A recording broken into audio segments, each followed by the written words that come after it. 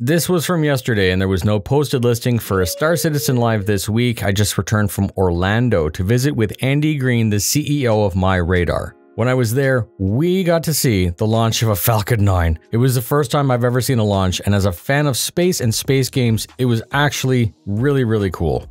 And that should explain the delay for this episode. Hello YouTubers, this is the noobifier on the 7th of December 2023 CIG release inside Star Citizen Salvage Operation. Here's what you need to know. I'm actually quite torn about this episode.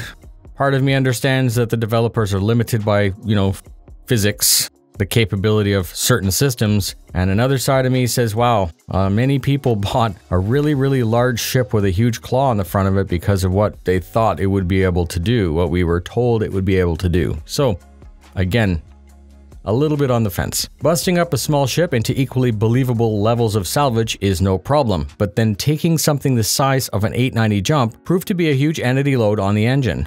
There were simply too many assets, and it was lagging everything down. The developers didn't mention it, but it is clear that even if a single ship of a normal size only lagged it out a little bit, we citizens love to push it, and would have obviously tested blowing up 10 890 jumps all over the place, thus resulting in the issue. A solution was needed before Christmas. The original demo failed, so we now have structural salvage. We no longer have munching.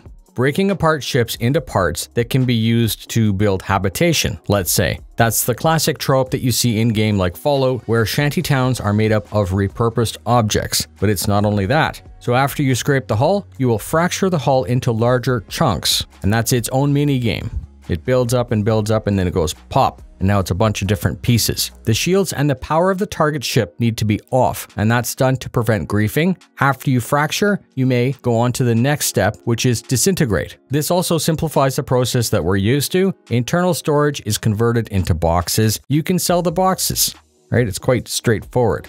Now, here's the problem. The claw on the reclaimer no longer looks like a claw. This game loop seems to be like a very dumb shell of what we were pitched. The claw is a magic beam antenna. Mulching is no longer possible, and as I said, that really disappointed me because I had really enjoyed the idea of grabbing onto a busted ship and ripping it apart like Truckosaurus. So the TLDR, the too long didn't read, is we have another thick proposed game loop as defined from a legacy document becoming another type of magic beam game loop. I do have to test this out for myself, but the real appeal of that game loop seems to be vanishing a little bit, and my initial impressions are that of disappointment, despite me acknowledging that the developers are limited by the capability of the engine. So what say you? Comment in the comments. Is this fracturing minigame okay, or do you still hope to have some kind of mulching someday? The crew members in that ship are still able to use tractor beams to move large chunks into the claw's field of view, and then the claw operator has a single button that can change the mode from fracture to disintegrate, and in this mode, the larger pieces are siphoned up with a magic beam, and that ends up as cargo.